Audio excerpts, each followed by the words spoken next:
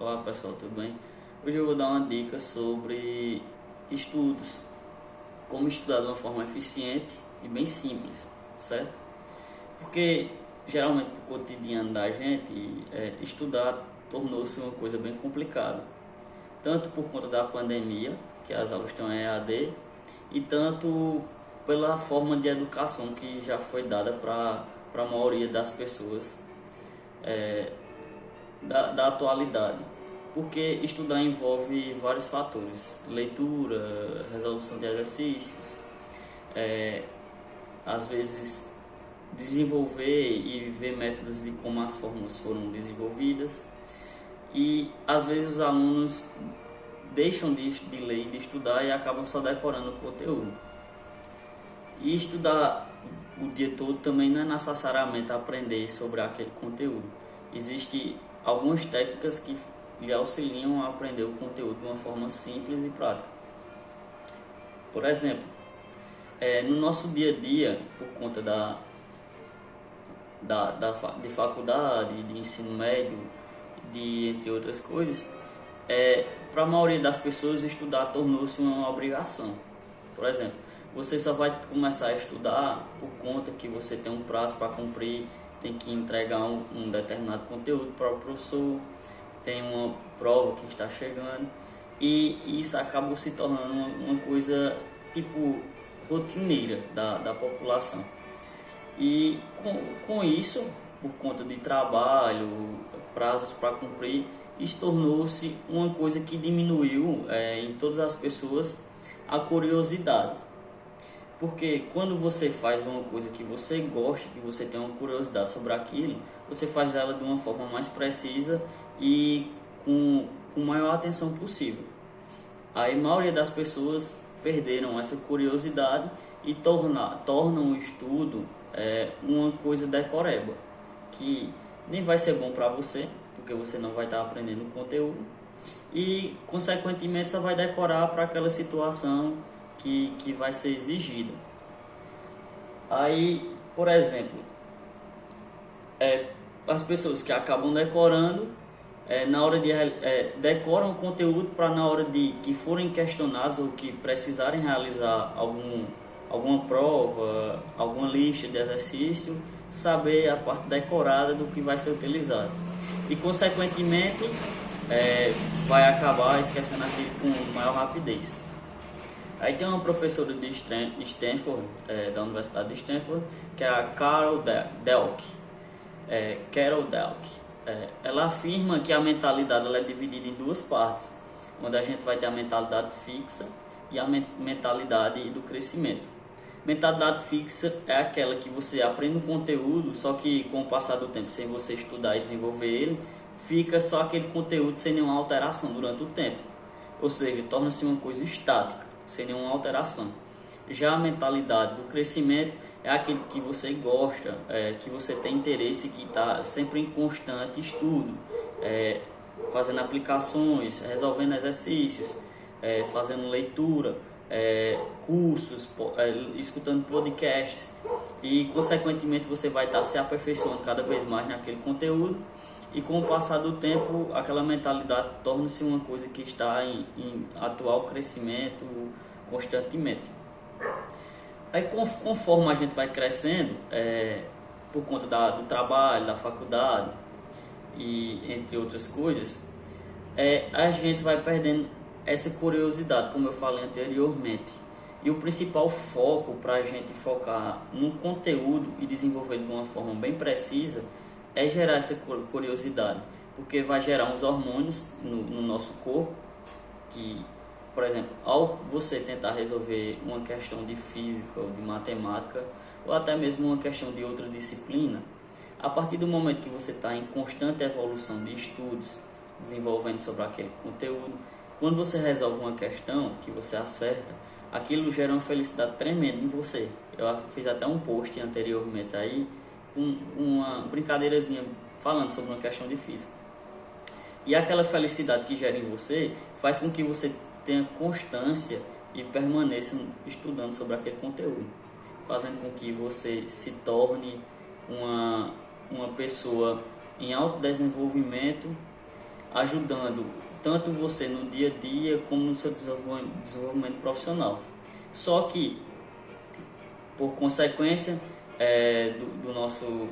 da nossa rotina, a maioria das pessoas, inclusive eu já fiz isso, a gente trabalhava numa área que não era a área que a gente estava estudando. Aí, por conta de estresse, cansado e entre outras coisas, às vezes deixamos de focar na nossa faculdade, ou então em alguma coisa que gostamos e tem um grande potencial naquilo, para focar apenas no que está sendo exigido no dia a dia. E isso termina se tornando ruim, perdendo a curiosidade e, consequentemente, vai se tornando uma coisa chata, aquilo que a gente está estudando e que realmente gosta, entendeu?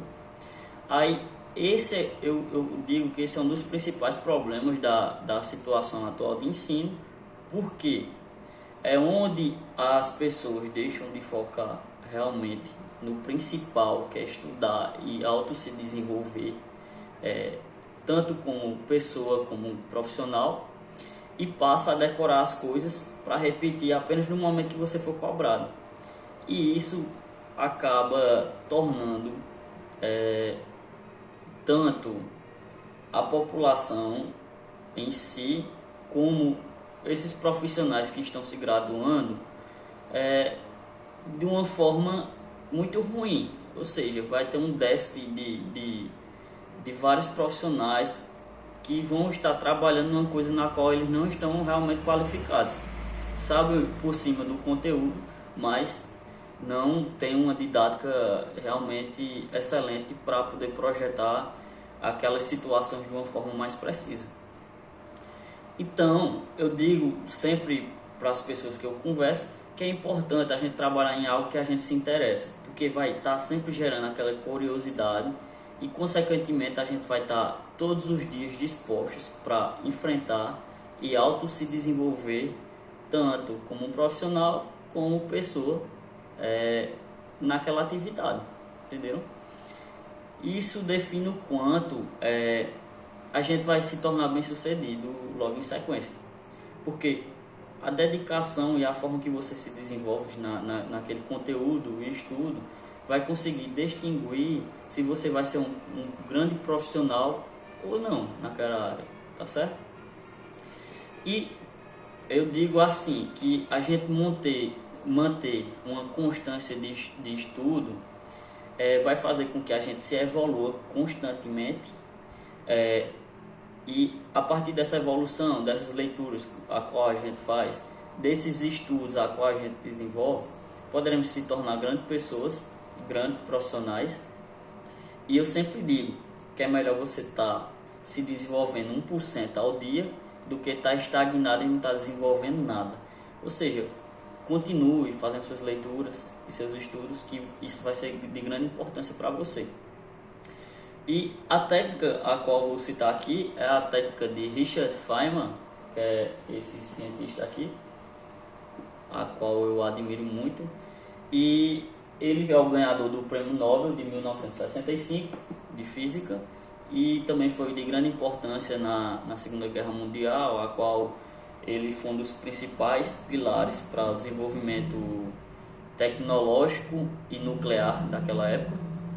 E ele utilizou essa técnica desde sua infância, que é chamada de técnica Feynman de ensino, onde ele diz assim, que devemos estudar e tentar ensinar o que aprendemos de uma forma bem prática e didática. E para você conseguir repassar esse conteúdo, ou então aprender esse conteúdo e fixar ele, existem 4 partes que eu vou citar aqui para vocês. A primeira parte é você escolher um conteúdo a qual você tem um grande interesse. Por exemplo, eu tenho muito interesse na parte de física quântica. Aí eu vou estudar sobre esse conteúdo e vou começar a fazer anotações sobre aquele conteúdo. Anotações que eu acho que são importantes, assistir cursos, podcasts, vídeos e entre outras coisas. Logo em seguida, qual é o outro ponto? É tentar explicar aquele conteúdo para outra pessoa.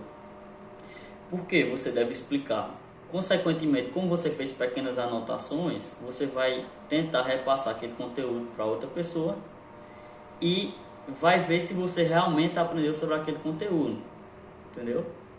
Aí, por exemplo, Feynman, ele sempre se dedicou em desenvolver esse método e tentar explicar da forma mais simples possível para outras pessoas. Ou seja, tinha aulas de graduação onde ele estava explicando conteúdos que eram complexos de física, que outras pessoas que eram de outra graduação que não faziam o curso de física conseguiam aprender o conteúdo.